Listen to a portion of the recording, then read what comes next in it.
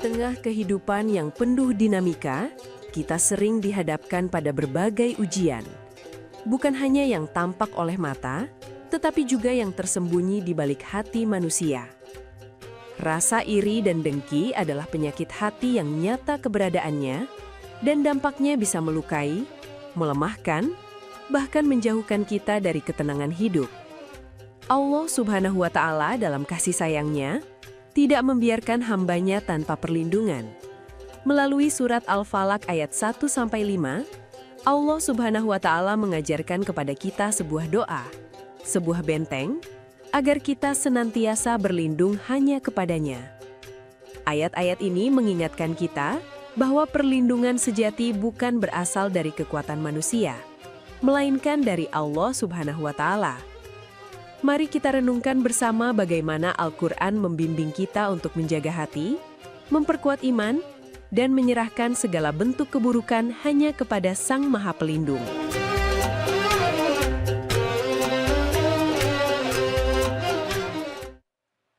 Ya Rasulullah, salamun alaik ya rafi'a syani wad daraji.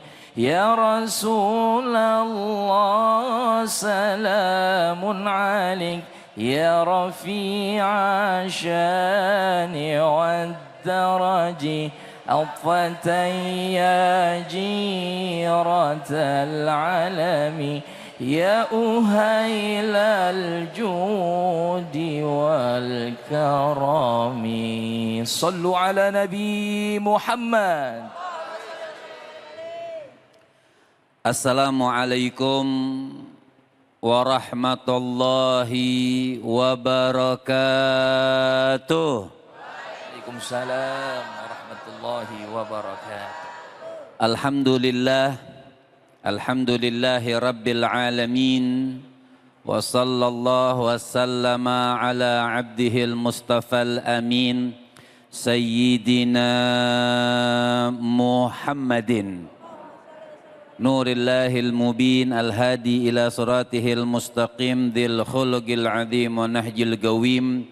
Allahumma salli wa sallim wa barik alaihi wa ala alihi wa sahbihi wa man sara fi darbih, amma ba'd. Yang sama-sama kita muliakan dan kita hormati host kita yang dadakan, yang sudah terkenal dunia dan akhirat. Amin. Ustadz Kafi, mudah-mudahan beliau Allah panjangkan umurnya, sehatkan badannya, selalu mendapatkan ridha dan inayah dari Allah Subhanahu wa Ta'ala. Para jamaah yang banyak banget ini, mudah-mudahan sehat, berkah dunia dan akhirat. Amin, amin ya Rabbal. Pada kesempatan kali ini di dalam acara Cahaya Hati Indonesia iNews TV, dimanapun yang menonton juga mudah-mudahan mendapatkan keberkahan dari Allah Subhanahu wa Ta'ala. Amin, amin ya Rabbal. Hari ini sedikit kita akan membahas dari surah Al-Falaq. Tahu surah Al-Falaq? Tahu? Apa itu? Qul a'udzu birabbil. Oh, udah hafal banget ya. Karena memang kalau urusan yang kul-kul, Ustaz Kafi, iya, yang kul-kul itu hafal banget. Hafal banget, ya. Masya Allah. Qul a'udzu birabbil falaq, qul a'udzu birabbin, sama qul huwallahu ahad. Karena cuman itu doang yang hafal. Apalagi khususnya buat sholat. Ya panjang-panjang sedikit, tambahan lagi kul. Kul ya ayyuhal kafirun. Kul, ya. Itu juga bacanya muter-muter ya. Ujung-ujungnya jadi waladhdallin. Tapi Masya Allah, ini surah Al-Falaq, surah yang mulia. Di antaranya sebelum sedikit kita bahas, kita sedikit lihat asbabun nuzul. Artinya sebab turun daripada ini ayat. Surah Al-Falaq ini ada 5 ayat. Turunnya itu di Madinah. Kemudian surah ini diawali dengan di dalam beberapa kitab tafsir. Itu diantaranya diceritakan atau dikisahkan tentang baginda Nabi besar Muhammad. Nabi ada sifat manusiawinya. Karena juga Nabi dari kita kalangan manusia yang mulia, yang hebat. Tapi ada terkena sihir. Nabi itu pernah terkena sihir. Tapi yang disihir ini bukan pikirannya, bukan hatinya, bukan tingkah lakunya. Tapi yang itu semua dilindungi sama Allah. Yang terkena itu fisik. Fisik Nabi itu sakit. Kemudian datanglah malaikat bertamu kepada Rasul Shallallahu Alaihi Wasallam. Satu malaikat berdiri atau duduk di bagian kepala Nabi, satunya di bagian kaki. Mengetahui bahwa ternyata Rasul ini kena sihir. Maka Nabi disuruh datang, namanya di Nahar Darwan. Jadi sihir Nabi itu dari mana ngambilnya? Dari rambut. Sisir Nabi itu terjatuh, diambil sama penyihir tersebut, dikuburkan di sungai Darwan itu, Ustaz Kahfi. Disimpul-simpul nanti. Nah dari situ diambil, Nabi disuruh datang ke situ mengambil untuk membuka simpul tersebut. Nah membuka simpul tersebut turunlah ini ayat. Jadi Qul a'udzu birabbil falaq sama Qul a'udzu birabbin nas nyambung itu. Jadi 11 ayat. Qul a'udzu birabbil falaq 5 ayat, Qul a'udzu birabbin nas 6 ayat. Jadi 11 ayat. Setiap baca bismillahirrahmanirrahim Qul a'udzu birabbil falaq terbuka simpul pertama. Yaitu jadi sebab asbabun nuzul di antara turunnya surah Al-Falaq. Maka yang pertama ini dibacakan bismillahirrahmanirrahim Qul a'udzu birabbil falaq. Nabi dapat perintah. Katakan, kalau saya itu suka nggak berani kalau nyebut nama Nabi itu serasa nggak adab, walaupun di situ kalimatnya katakan wahai Muhammad. Tapi saya menyebutnya selalu mengatakan katakan wahai Nabi Muhammad. Allah memerintahkan Rasul untuk menyampaikan ayat yang mulia ini. Kepada siapa? Katakan atau sampaikan kepada umat.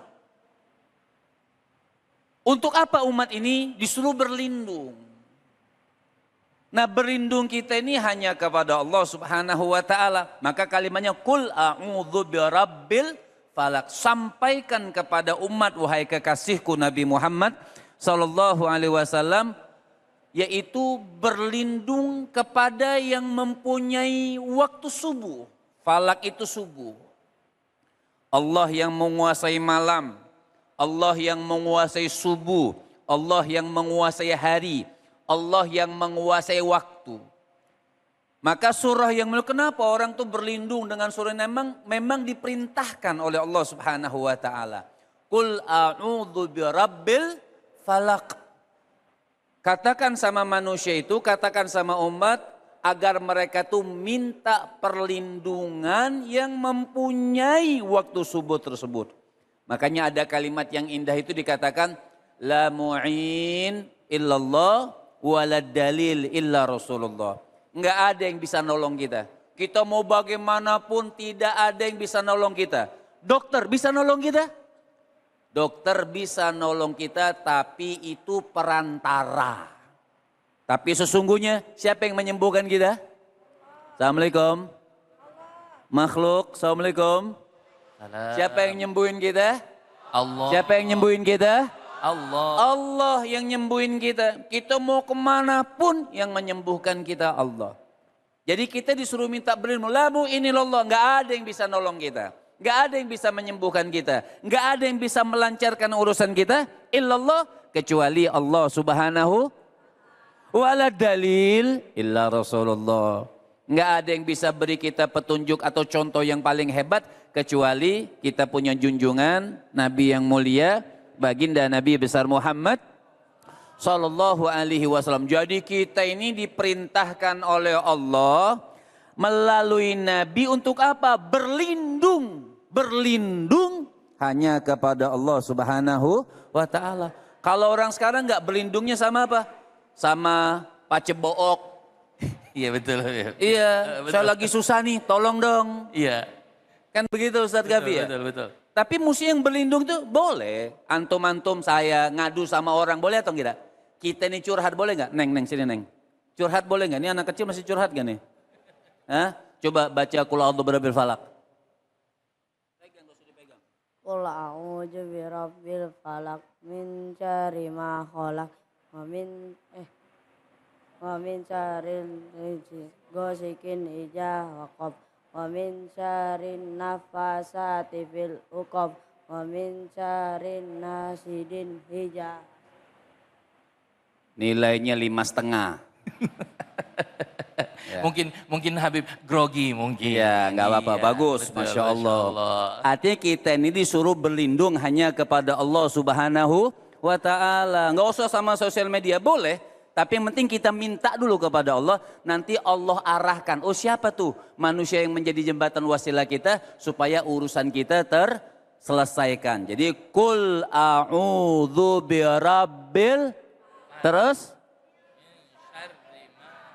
min syarri ma lihat. Kita disuruh berlindung min syarri ma khalaq. Dari kejahatan-kejahatan manusia yang diciptakan oleh Allah. Baik, lihat nih, baik kejahatan itu zahir atau kejahatannya batin. Jadi kita disuruh berlindung oleh Allah Subhanahu wa Ta'ala. Dari kejahatan-kejahatan manusia, baik manusia atau hewan atau apa saja. Dan yang kejahatan itu bisa terlihat ataupun tidak terlihat. Kita minta tolongin sama siapa? Kita minta tolongnya kepada Allah Subhanahu. Itu manusia yang hebat, manusia yang beriman. Mencontoh siapa itu semua? Ya mencontoh Nabi. Nabi diperintahkan oleh Allah, diperintahkan oleh siapa? Oleh Allah Subhanahu wa Ta'ala. Makanya surah ini walaupun pendek tapi khasiatnya hebat. Ya Ustadz Kafi? Betul. Surah ini walaupun pendek tapi hebat. Bu, kalau suaminya udah mulai melotot-melotot, bacain. Qul a'udzu. Ketakutan nanti Bib. Iya, artinya kita berlindung kepada Allah Subhanahu wa Ta'ala. Min syarri ma khalaq. Ingat, min syarri ma khalaq. Artinya dari keburukan-keburukan, kejahatan-kejahatan manusia, baik yang terlihat ataupun yang tidak terlihat. Nah insya Allah setelah ini kita teruskan tafsir daripada surah Al-Falaq. Mudah-mudahan apa yang disampaikan tadi bisa dipahami dan bisa bermanfaat. Amin ya Rabbal Alamin. Masya Allah, terima kasih guruku. Assalamualaikum warahmatullahi wabarakatuh. Waalaikumsalam warahmatullahi wabarakatuh. Alhamdulillahi rabbil alamin. Assalatu wassalamu ala sayyidina Muhammadin wa ala alihi wa sahbihi ajma'in.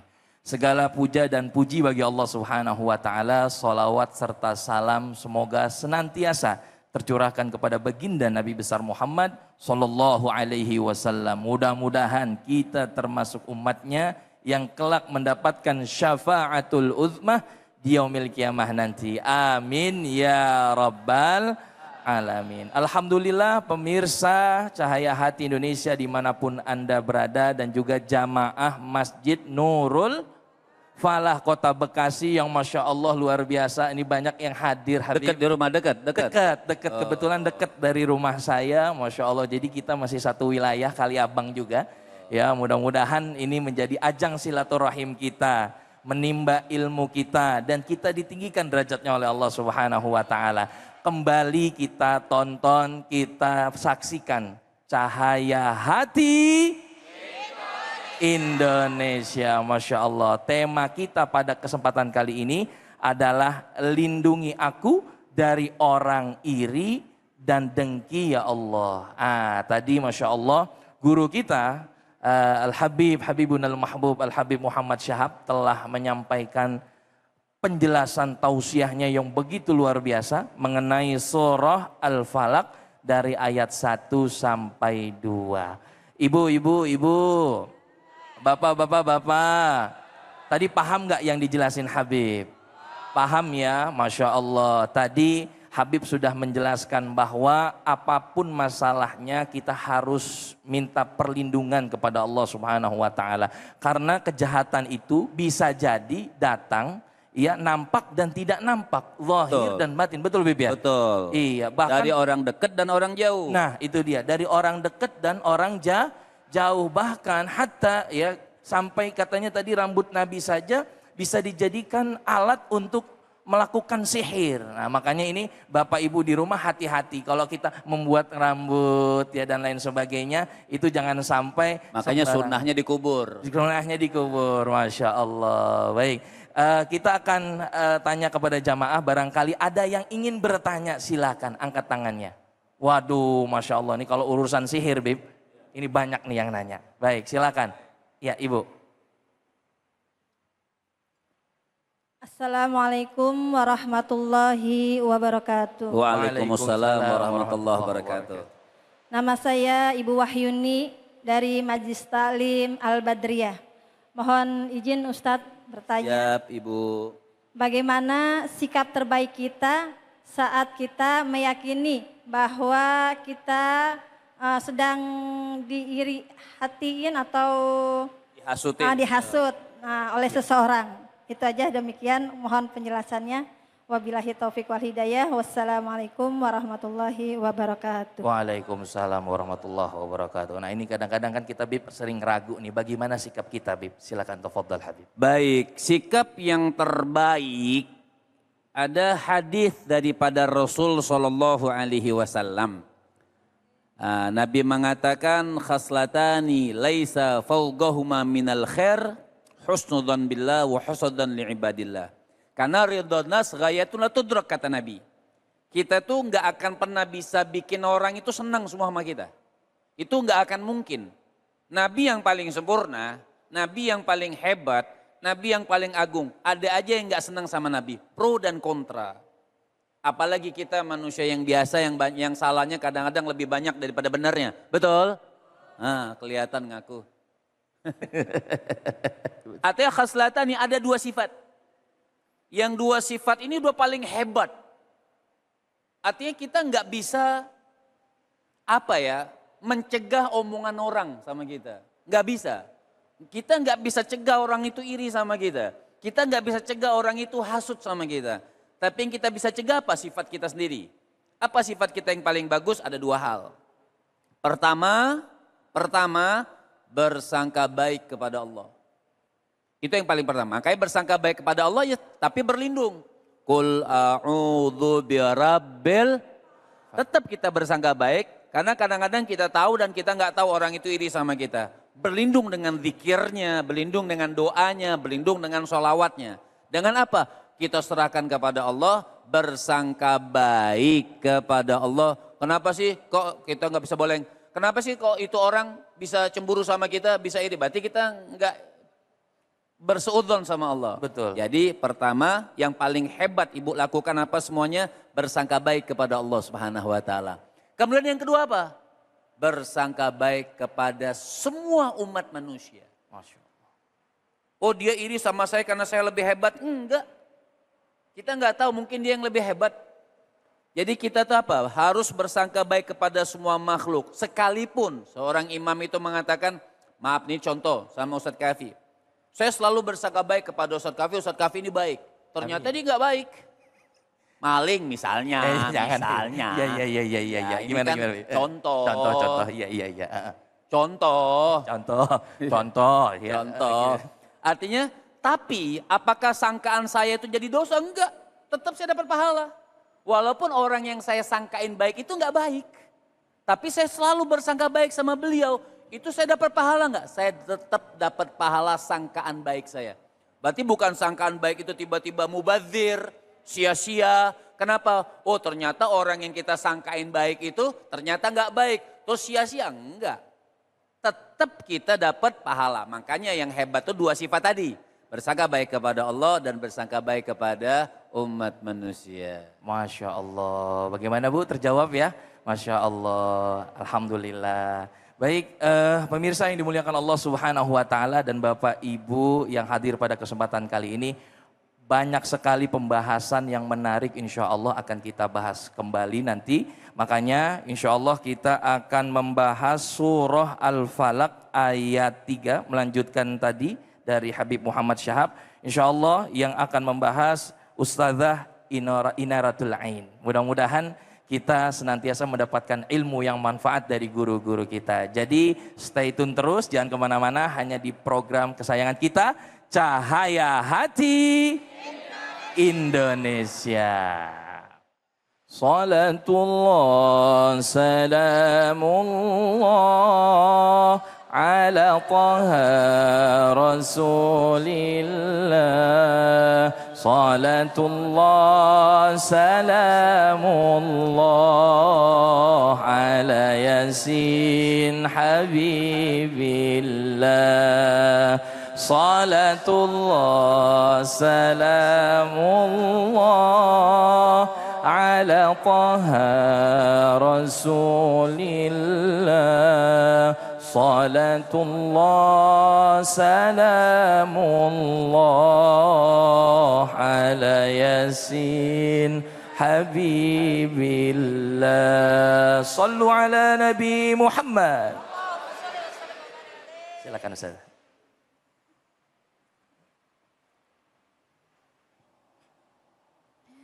Assalamualaikum warahmatullahi wabarakatuh.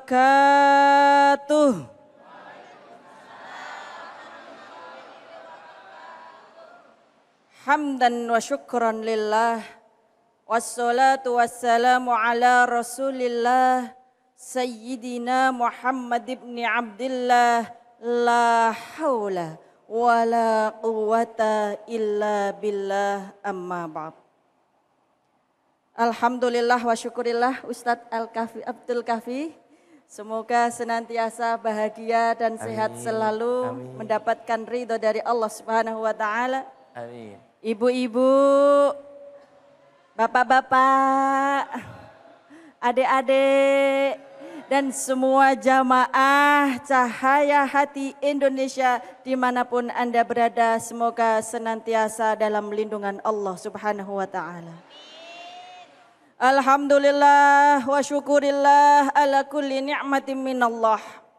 Semoga kita semua senantiasa di dalam kebaikan, di dalam kebahagiaan, di dalam rezeki yang penuh dengan kelimpahan. Amin.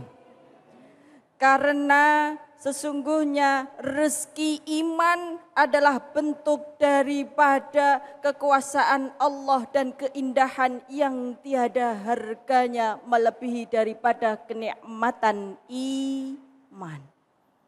Maka alhamdulillah Bu, pada kesempatan hari ini kita akan membahas mengenai apa? Mengenai surat Al-Falaq. Di mana surat Al-Falaq ini mengajarkan kepada kita untuk senantiasa berlindung kepada Allah Subhanahu wa taala. Karena hanya Allah lah yang mampu melindungi kita. Tidak ada satupun manusia ataupun benda yang bisa kita gantungkan kecuali hanya kepada Allah. Maka ketika kita mau melakukan sesuatu, ucaplah a'udzu billahi minasyaitonir rajim. Maka di dalam surat Al-Falaq ini, di dalam ayat ketiga, setelah sebelumnya Habib Muhammad Syahab menjelaskan mengenai kita berlindung dari keburukan atau kejahatan manusia, maka yang kedua ini min syarri ghasiqin idza waqab, yaitu mari kita meminta perlindungan kepada Allah dari kejahatan malam yang gelap gulita. Di dalam tafsir Imam Ibnu Katsir mengatakan bahwa kenapa kita harus meminta perlindungan dari kegelapan malam? Karena ternyata di dalam arti malam ini banyak mengandung kegelapan yang berupa tidak jelasan, kegelisahan, dan lain sebagainya. Makanya ketika kita mau melakukan perbuatan buruk seringkali dikatakan sebagai gelap mata, gelap hati, gelap pikiran. Maka yang buruk-buruk itu akan dikatakan sebagai kegelapan. Maka kita berlindung kepada Allah dari gelapnya malam. Kenapa? Karena di dalam riwayat Imam Al-Qurtubi mengatakan di dalam malam banyak sekali peluang-peluang kejahatan yang dilakukan oleh manusia dan juga jin. Contoh, pencurian banyak dilakukan di waktu apa? Malam. Pemerkosaan di waktu perselingkuhan. Waduh. Korupsi. Waduh. Jadi seringkali waktu malam ini menjadi waktu yang paling indah untuk melakukan kejahatan. Begitu juga dari kalangan jin. Kita sering mendengar bahwa para jin itu muncul di waktu, kalau setan-setan hantu-hantu keluarnya di waktu apa, Bu?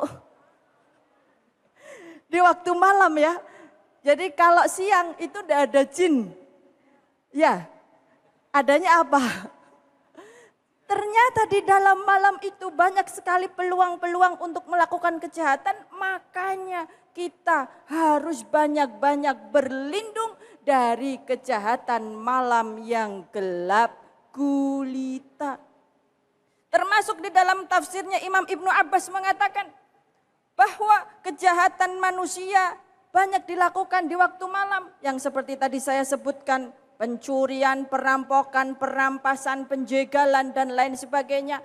Itu lebih banyak dilakukan di waktu malam karena pelaku kejahatan itu tidak beriman kepada Allah. Yang mereka takutkan adalah manusia. Tetapi bagi orang-orang yang beriman, insya Allah tetap tidak akan melakukan keburukan, even itu kejahatan di waktu apapun. Mau malam, mau siang, takut kepada Allah Subhanahu wa Ta'ala. Makanya di dalam hadis Imam At-Tirmidzi mengatakan, maka berlindunglah dari 5 hal yang termasuk di dalamnya adalah al-ghasik. Al-ghasik ini adalah malam yang gelap gulita. Berlindunglah dari 5 hal. Yang pertama, berlindunglah dari keburukan atau kejahatan manusia. Yang kedua, berlindunglah dari hewan buas yang banyak juga keluar di waktu malam. Kemudian yang ketiga, berlindunglah dari kejahatan malam yang gelap gulita. Kemudian yang keempat, berlindunglah dari api. Dan yang kelima, berlindunglah dari pemimpin-pemimpin yang zalim. Maka hadis riwayat Imam At-Tirmidzi ini mengingatkan kepada kita bahwa kita sebagai manusia harus bisa berlindung hanya kepada Allah Subhanahu wa Ta'ala, karena Allah adalah sebaik-baik pelindung yang sejati. Allah lah yang bisa membebaskan manusia dari segala macam mara bahaya. Bahkan ketika kita sudah lari terbirit-birit dari bahaya, ketika Allah tidak berkehendak, tetaplah bahaya itu akan datang kepada kita. Maka surat Al-Falaq ini menjadi senjata yang sangat hebat untuk kita melindungi diri dari segala macam keburukan, di mana surat Al-Alaq ini bersama dengan surat An-Nas disebut sebagai surat Mu'awwidhatain, yaitu 2 surat yang mengandung perlindungan dari Allah Subhanahu wa Ta'ala. Maka biasakanlah untuk membaca kedua surat tersebut. Ditambah dengan 1 surat lagi, yaitu surat Al-Ikhlas. Jadi surat-surat ini kalau bisa dan harus bisa itu dihafal oleh seluruh umat Islam sebagai benteng perlindungan kita dari seluruh keburukan yang kita gantungkan hanya kepada Allah Subhanahu wa Ta'ala. Karena sehebat apapun manusia tidak akan bisa melindungi manusia lainnya. Jadi ini ada amalan yang luar biasa, Bu. Untuk kita meminta perlindungan pada Allah Subhanahu wa taala yang dilakukan oleh Rasulullah di dalam hadis, maka diusahakan, Bu, setiap pagi dan petang kita membaca surat Muawwidzatain, yaitu Qul a'udzu birabbil falaq dan Qul a'udzu birabbin nas ditambah dengan surat Al-Ikhlas. Selain itu sebelum tidur juga membaca agar tidurnya tidak diganggu oleh syaitan yang terkutuk. Juga setiap habis sholat diusahakan juga membaca surat Muawwidzatain tersebut yang salah satunya juga adalah surat Al-Falaq. Untuk apa? Supaya kita selalu terlindung. Kita punya pagar meskipun bukan pagar besi ya Bu ya. Tapi kita punya pagar yang tidak terlihat oleh mata tetapi sangat kuat di sisi Allah Subhanahu wa taala. Baik, semoga bermanfaat. Saya akhirul kalam, wallahul muwaffiq ila aqwamit thoriq. Wassalamualaikum warahmatullahi wabarakatuh. Waalaikumsalam warahmatullahi wabarakatuh.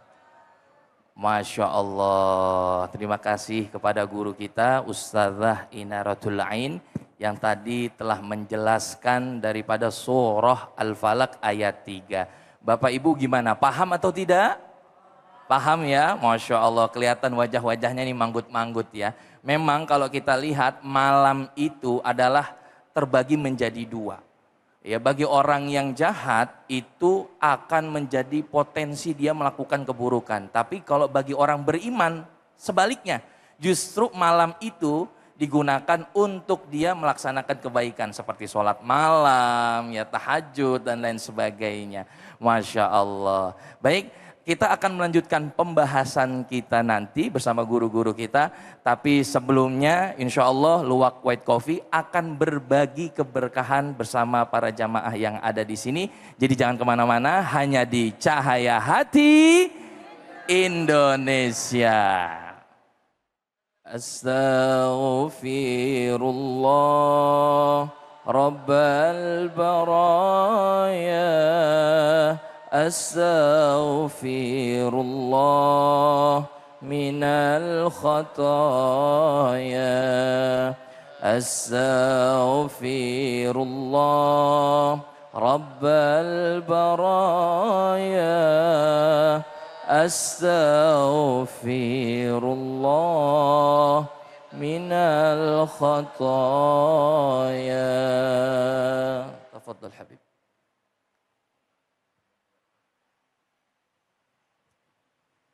Bismillahirrahmanirrahim. Kita teruskan kembali tafsir sampai di ayat yang keempat. Wa min syarrin naffatsati fil uqad. Dari perlindungan awal tadi Ustadzah Inaratul Ain juga sudah menyampaikan. Yang ketiga dari 1, 2, 3 tentang perlindungan. Atau kita minta perlindungan kepada Allah Subhanahu wa taala. Dan yang keempat, wa min syarri naffatsati fil 'uqad, dari keburukan penyihir perempuan. Berarti bukan berarti laki-laki enggak terlindung, artinya tetap laki-laki dan perempuan. Cuma di sini disebutkan naffatsati fil 'uqad. Uqad itu apa Ustadz Kafi? Buhul. Bukan bahlul, buhul. Buhul itu kayak ikatan, jadi ikatan itu nanti dibacakan mantra-mantra. Mungkin kalau orang sekarang itu menyebutnya santet ya? Santet. Bukan santet apa? Sup jadinya. Telur. Ya itulah, bukan. Sup. Ya itu, ya. Insyaallah. Natural apa? Supranatural. Oh, supranatural. Iya. Betul ya, pokoknya kalau salah ya udahlah namanya. Ya. Artinya banyak orang yang mungkin bisa dikategorikan seperti itu. Jadi kita minta perlindungan, kita jalan, kita naik mobil, kita punya anak-anak dipandang orang, kita lihat suami, atau kita punya istri. Kenapa kita disuruh berlindung kepada Allah dengan bacaan-bacaan tersebut? Karena menghindarkan daripada godaan-godaan orang untuk mendatangkan hal-hal yang sangat bikin kita buruk. Nabi juga mengajarkan doa. Nabi katakan, a'udzu bikalimatillahi tammah min kulli syaitanin wa hammah wa min kulli ainin lamah. Nabi Shallallahu Alaihi Wasallam juga mengajarkan, aku berlindung kepada Allah yang penuh dengan kesempurnaan.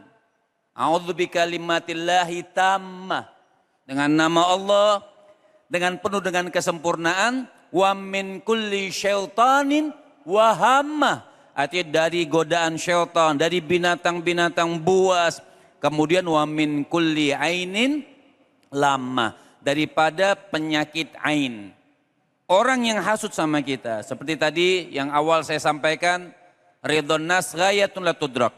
Kata Nabi SAW, kita ini nggak bisa bikin orang itu ridho semua sama kita, senang semua sama kita. Ada saja yang tidak setuju sama kita. Nah, orang yang tidak setuju sama kita ini kadang-kadang melakukan hal-hal yang tidak diridhoi oleh Allah Subhanahu wa taala. Kedukun, tadi supranatural, kemudian santet, apa saja, atau keburukan orang ngerampok, atau keburukan copet, atau apa saja. Intinya apa? Kita diperintahkan oleh Allah Subhanahu wa taala melalui Rasul sallallahu alaihi wasallam untuk apa? Selalu berlindung kepada Allah Subhanahu wa taala. Selalu minta pertolongan kepada Allah Subhanahu wa taala dari semua persalahan. Memang kita ini diuji, ma minan nasi illa mubtala bi'afiyatin liyandura kaifa syukruhu wa mubtala bibaliyatin liyandura kaifa sabruhu. Semua orang diuji dengan perlindungan. Maka kita minta berlindung kepada Allah. Oh, ketika diuji oleh Allah Subhanahu wa taala, tidak ada satu manusia kecuali diuji dengan kesehatan. Berlindung kita dengan kesehatan. Berlindung kita dengan kesehatan untuk apa? Dilihat syukur. Nah, orang yang bersyukur kepada Allah Subhanahu wa taala berarti dia berlindung kepada Allah Subhanahu wa taala. Au bibaliyatin, atau dia mendapatkan suatu ujian yang lain dari godaan-godaan, lianzura kaifa subru. Kalaupun terkena, dilihat sabarnya, kemudian juga berlindung lagi, kembali semuanya. Kita kembali kepada Jalla Jalaluhu wa ta'ala azamatuh. Itulah kehebatan surah Al-Falaq. Tadi Ustazah sudah menyampaikan, kita baca surah Al-Falaq, baca surah An-Nas, baca surah Al-Ikhlas. Tapi dalam riwayat tata caranya. Riwayat Sayyidatuna Aisyah, bagaimana? Kata Aisyah, aku selalu melihat Rasul sebelum tidur, dia buka tangannya seperti ini. Nabi itu mencontohkan, Iya. sebelum tidur, bisa dipegang ya? Nggak apa-apa kan? Nggak apa-apa. Begini. Dia buka tangannya seperti ini. Kemudian dia bacakan surah Al-Falaq. Jadi surah Al-Ikhlas 3 kali. Qul huwallahu ahad, Allahus somad, lam yalid wa lam yulad wa lam yakul lahu kufuwan ahad. 3 kali. Ditambahkan Al-Falaqnya 1 kali. Kemudian ditambahkan An-Nasnya 1 kali. Setelah ini beliau usapkan ke badan. Jadi setelah dibaca, diajarkan oleh Rasul, setelah baca kemudian diusapkan semua ke badan. Kenapa? Pada saat itu beliau mengatakan kita akan dilindungi oleh Allah Subhanahu wa taala daripada godaan syaitan, daripada godaan jin, daripada orang mau kirim-kirim sihir atau kirim-kirim hal yang tidak bermanfaat. Itu diajarkan oleh Rasul sallallahu alaihi wasallam. Jadi hebat banget surah Al-Falaq. Bukan hanya itu, nanti mungkin ada pertanyaan atau tidak salah. Kita lewat depan orang rame. Lewat depan orang rame, karena pernah diceritakan di zaman Nabi SAW, namanya Amir, satu sahabat bernama Amir. Yang kedua namanya Sahal ibn Hanif. Mandi dua-duanya. Dua-dua mandi. Ada orang banyak kayak di sungai gitu. Sahal Amr ini Ustadz Kafi kagum dengan Hanif ini. Kenapa? Badannya bagus, Bagus, putih, betul. Putih, bersih. bersih. Kayak siapa, Beb? Kayak ente lah. Masya Allah, bisa aja. Iya, Beb. Tiba-tiba Hanif itu ketika dipandang, dipuji, tiba-tiba pingsan. Kenapa tiba-tiba pingsan? Itulah enggak niat macem-macem. Tapi karena ainnya, karena pandangan tersebut, makanya orang itu disuruh baca supaya terbebas juga dari ain. Kita kirim-kirim foto sosial media, baca salawat, baca qul a'udzu birabbil falaq. Supaya apa? Supaya terhindar daripada pandangan-pandangan yang tidak bermanfaat. Orang sehat bisa sakit. Mobil kita nggak ada apa-apa bisa mogok. Makanya perlindungan kepada Allah Subhanahu wa taala dari pandangan manusia supaya pandangan tersebut tidak berasar. Ibu-ibu ya, misalnya ibu-ibu bawa bayi, Masya Allah bayinya lucu banget, tiba-tiba pulang panas. Kenapa? Ain. Itu yang dikatakan kita harus membaca, memperbanyak baca Qul a'udzu birabbil sampai akhir. Nah ini mudah-mudahan insya Allah akan diteruskan oleh Ustadzah Inaratul Ain.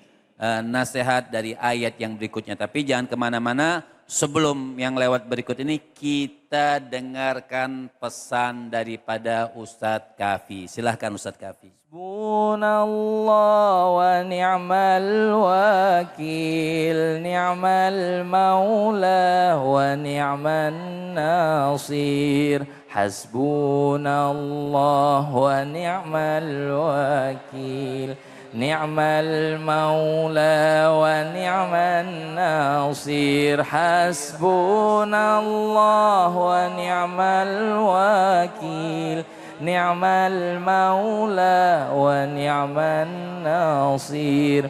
Hasbunallah wa ni'mal wakil, ni'mal maula wa ni'man nasir. Sallu ala Muhammad.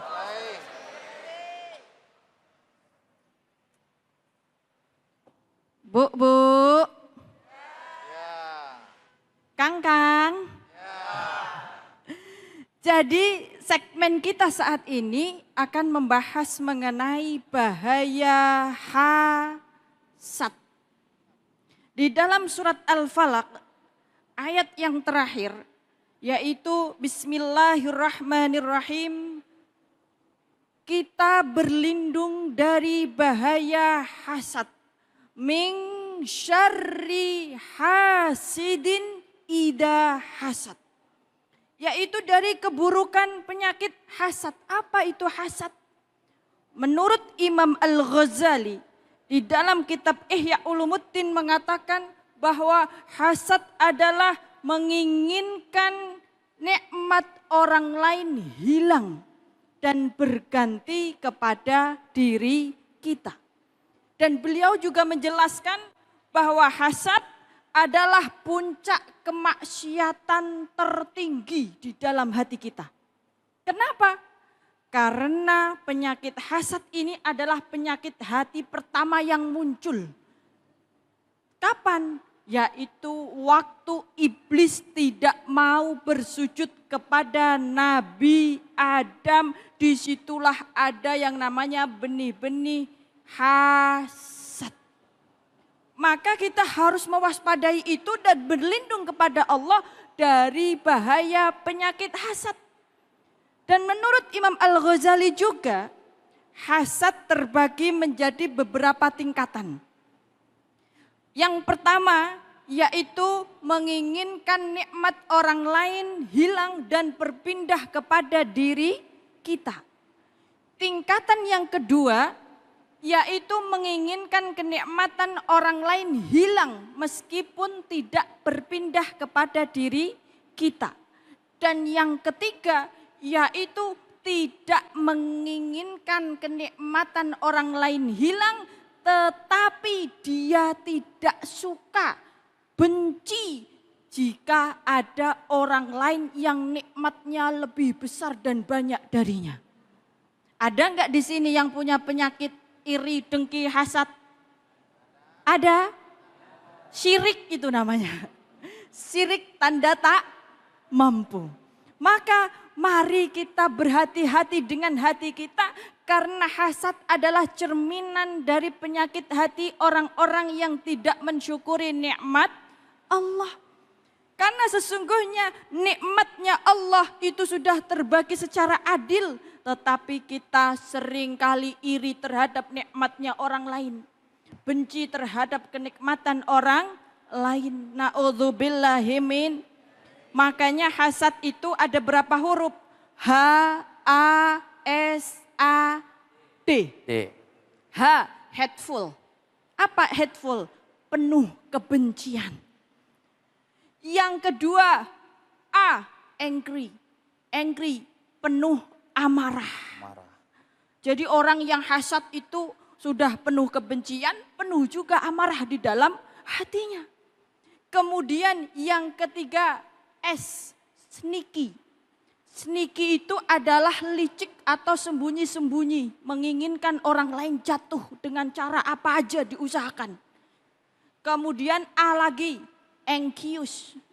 Apa itu? Cemas. Melihat orang lain bahagia, diri kita malah merasa cemas, tidak bahagia. Makanya ada yang namanya SMS. Apa itu SMS? Senang melihat orang lain susah dan susah melihat orang lain senang. Na'udzubillahi min dzalik. Makanya hatinya penuh dengan kecemasan. Makanya banyak orang-orang zaman sekarang punya penyakit anxiety.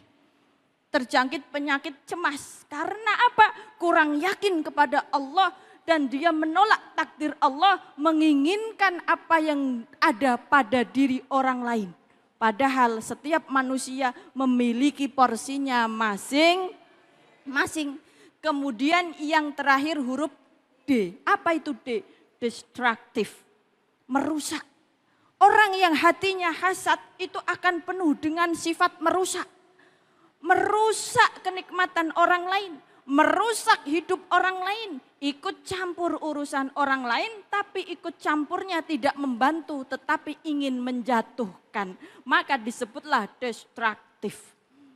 Jadi hasad itu tadi apa Bu? Hateful, angry, sneaky, anxious, dan juga destruktif. Jangan sampai ada di dalam hati kita yang dijangkiti penyakit hasad.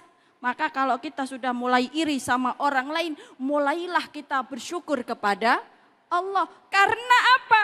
Kerugian dari kita yang memiliki penyakit hati atau hasad, itu amal kebaikan kita akan terbakar sebagaimana kayu bakar yang dibakar.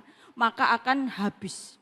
Selain itu, orang yang punya penyakit hasad hidupnya tidak akan pernah tenang. Dengan 5 karakter sifat tadi, maka hidupnya akan selalu cemas, marah, benci, merusak, berperilaku licik dan lain sebagainya.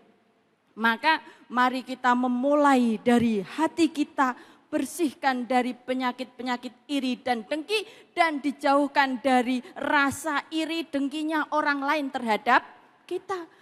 Biar orang lain tidak dengki kepada kita, maka milikilah sifat rendah hati. Jangan punya apa-apa sedikit sombong. Iya kan? Betul. Lagi punya mobil sedikit udah pakai kacamata sombong. Lagi punya istri cantik udah sombong. Punya suami ganteng sombong.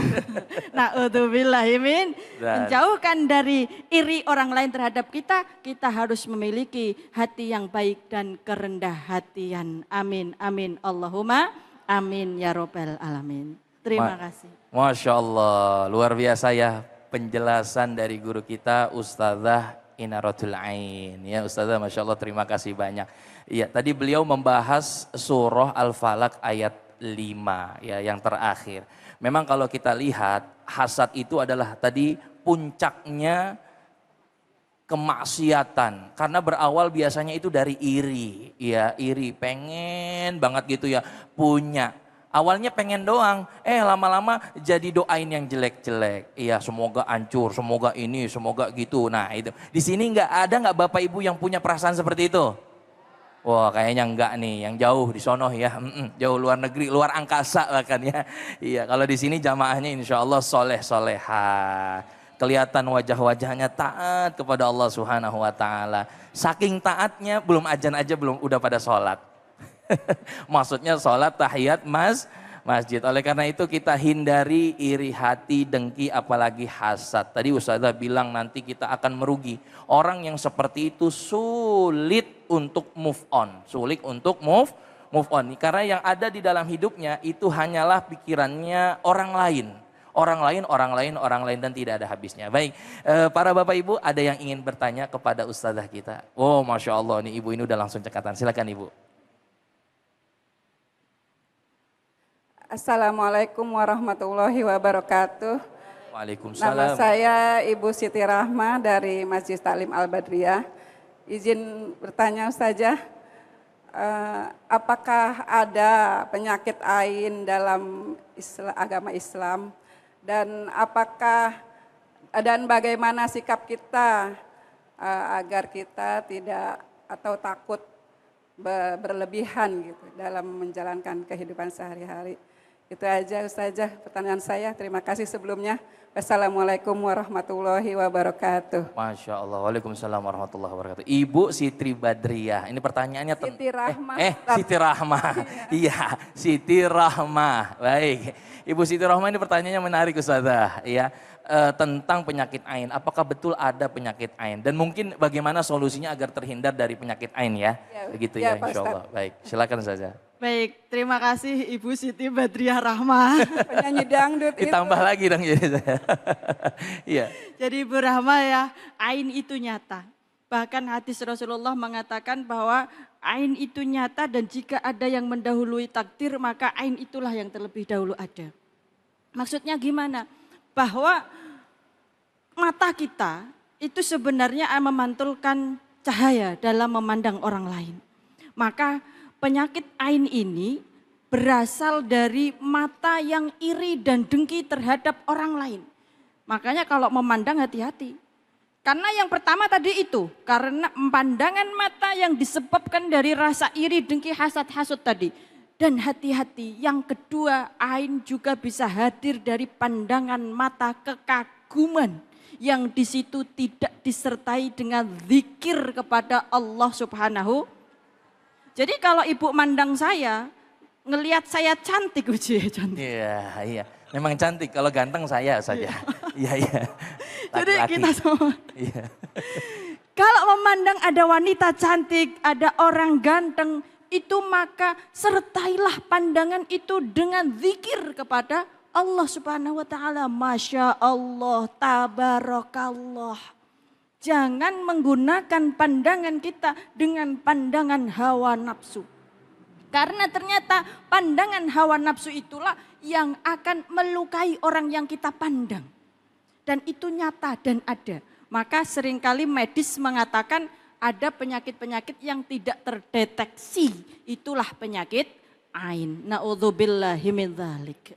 Masya Allah, sudah jelas ya Bu ya. Jadi bahkan katanya ain itu bisa juga terkena kepada barang yang kita miliki. Ya seperti di zaman Rasul ontaknya Nabi. Ya jadi bukan hanya kepada diri kita, tapi apa yang kita miliki itu juga bisa kena ain. Wah, waliyadzubillah. Jadi bahaya sekali tentang ain. Baik, jamaah yang dimuliakan Allah Subhanahu wa taala, pemirsa Cahaya Hati Indonesia, insya Allah kita akan melanjutkan dengan berdoa bersama guru-guru kita. Jadi jangan kemana-mana, saksikan terus Cahaya Hati Indonesia. Masya Allah, Alhamdulillah. Tadi sama-sama kita telah dengarkan tausiah dari guru-guru kita, Al-Habib Muhammad Syahab dan juga Ustazah Inaratul Ain ya, mengenai tentang surah Al-Falaq ayat 1 sampai 5. Begitu luar biasa. Karena memang Allah Subhanahu wa taala menurunkan fasilitas kita, penjagaan untuk kita, agar kita terhindar dari hal-hal yang tidak diinginkan. Seperti Allah menyarankan kita untuk membaca Al-Mu'awwidhat sebagai pelindungan untuk kita. Tadi Habib juga sudah menyinggung tentang bagaimana harusnya kita husnudzon kepada orang lain. Karena Al-Imam Ghazali mengatakan, inna husnadzonni aslamu, innal khata fi husnadzonni aslam. Karena sesungguhnya orang yang salah dalam berhusnudzon itu lebih baik, artinya selamat ketimbang dia suudzon. Tadi Ustazah Iratul juga telah menyinggung agar kita senantiasa berlindung kepada Allah Subhanahu wa taala dari sifat-sifat yang buruk. Nah, tapi mungkin di antara jamaah masih ada yang penasaran untuk menanyakan sesuatu yang ada di hatinya. Silakan yang ingin bertanya angkat tangannya. Oh, Masya Allah, ya silakan. Assalamualaikum warahmatullahi wabarakatuh. Waalaikumsalam warahmatullahi wabarakatuh. Nama saya Ibu Lestari dari Majelis Taklim Al-Badriyah. Saya ingin menanyakan pada Habib, apakah amalan untuk melindungi diri dari sifat iri hati dan dengki? Sifat iri hati kita yang iri sama Iya. orang atau orang iri sama kita? Kita supaya terlindungi, apa amalannya? Oh, jadi mungkin Untuk saya perjelas. sehari-hari. Iya, Masya Allah. Jadi bagaimana cara kita itu agar tidak diirikan dan juga didengkikan oleh orang lain. Itu bagaimana? Iya, baik begitu. Artinya tidak akan pernah bisa kita itu selamat daripada omongan orang atau irinya orang. Yang kita bisa selamatkan diri kita bagaimana supaya diri kita ini nggak bisa iri sama orang. Kalau orang iri sama kita, kita nggak bisa tahan. Semua orang itu pasti punya ada rasa iri. Betul. Kan gitu. Nah, kita bagaimana caranya supaya kita tidak iri dengan orang tersebut. Sebenarnya ada iri yang diperbolehkan, Ibu. La hasad illa fitnin. Kata Nabi SAW, orang itu tidak boleh iri kecuali dengan dua hal. Yang pertama apa? Yang pertama kita iri sama orang rajulun ghani. Kita iri sama orang kaya, wa yunfiq malahu ana al-laili wa ana an-nahar. Yang dia selalu menginfakkan sedekahnya dengan harta itu tersebut. Kita boleh iri. Irinya jangan bilang, oh saya iri tuh, itu pasti kaya karena dukunnya 17, itu nggak boleh. Banyak banget tuh. Iya. Irinya apa? Irinya ya Allah jadikan aku kaya seperti itu supaya aku bisa nyumbang seperti dia. Kemudian yang kedua iri yang diperbolehkan apa? Iri yang diperbolehkan itu kita lihat alim wa yu'allimu ilmahu dan dia mengajarkan ilmu itu ana al-laili wa ana an-nahar. Dia mengajarkan ilmunya sepanjang hari diajarkan ilmu tersebut. Kita boleh iri, ya Allah jadikan aku berilmu seperti itu supaya aku bisa ngajar seperti dia. Selain itu tidak diperbolehkan. Ini 2 menit buat satu orang atau 2 menit dibagi orang 2? Buat Habib. Oke, Masya Allah. aman masih. Iya.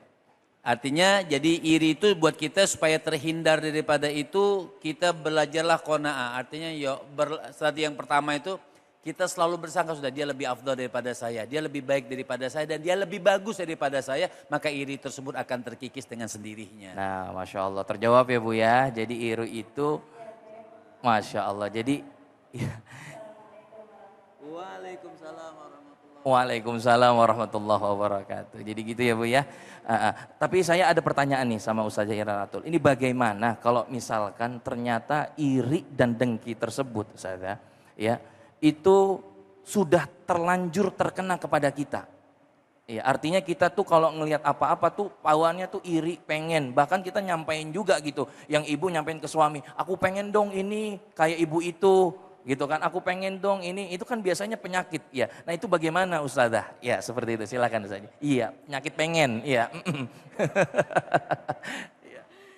Dengan tazkiyatun nafs. Masya Allah. Itu menurut Imam Al-Ghazali, proses-proses tazkiyatun nafs itu ada tingkatannya.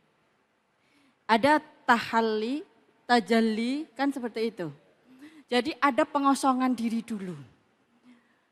Kita kosongkan dari rasa-rasa keinginan itu dengan cara apa?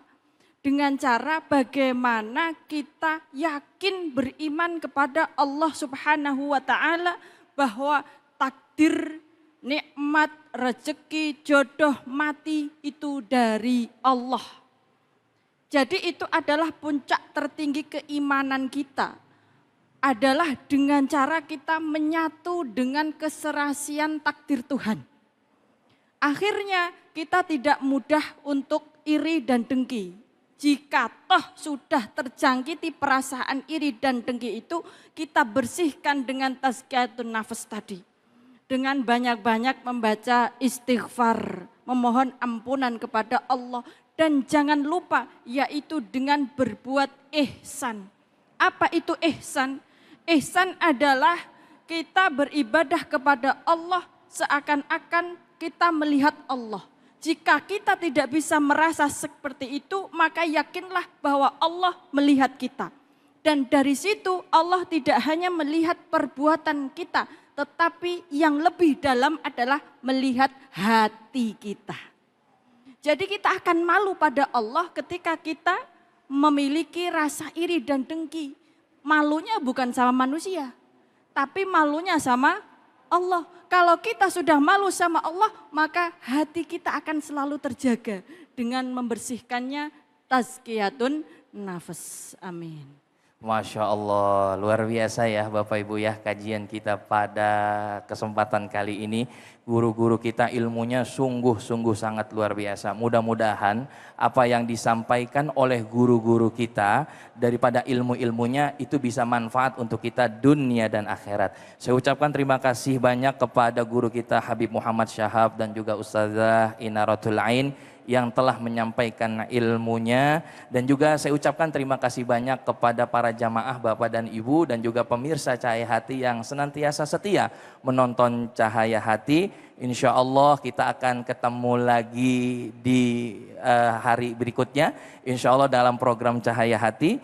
Dan juga kami mohonkan kepada Al-Habib Muhammad Syahab untuk membacakan doa. Saya Abdul Kafi pamit undur diri. Assalamualaikum warahmatullahi wabarakatuh. Bismillahirrahmanirrahim. Alhamdulillahi rabbil alamin. Allahumma salli wa sallim ala sayyidina Muhammadin wa ala ali sayyidina Muhammad salatan taghfiru biha dhunubana wa dhunuba abaina mahatina ya alima sirina wa ala niyatina wa ala alihi wa sahbihi wasallam radhiyallahu ta'ala ashabi sayyidina rasulillahi ajma'in.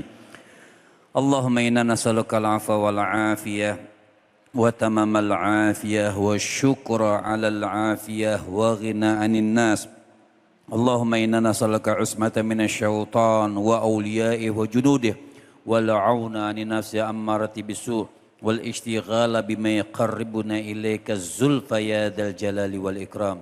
Ya Allah, ya Quddus, ya Salam, ya Mu'min, ya Muhaimin, ya Aziz, ya Jabbar. Kami yang duduk, kami yang bersimpu, kami yang menonton acara ini, yang kami sudah membahas tentang iri, dengki, perlindungan. Ya Allah, kami berdoa dengan berlamai-lamai, lindungi kami daripada sifat iri tersebut ya Allah. Lindungi kami daripada penyakit-penyakit hati tersebut ya Allah. Dan lindungi diri kami dari orang-orang yang iri dan hasud kepada kami ya Allah. Berkahi hidup kami, panjangkan umur kami, sehatkan badan kami, kuatkan keimanan kami ya Allah. Ya Quddus, ya Salam, ya Mu'min, ya Muhaimin, ya Aziz, ya Jabbar. Di bulan yang barakah, bulan Sya'ban yang menuju Ramadan ini ya Allah, selamatkan kami semuanya ya Allah, lindungi kami semuanya ya Allah. Kami hanya berserah dan bersimpuh di hadapan-Mu ya Allah, birahmatika ya arhamar rahimin ya arhamar rahimin. Allahumma hdina bihudak waj'alna mimman yusari'u fi ridhak wa la tuwallina waliyan siwak wa la taj'alna mimman khalafa amraka wa asak.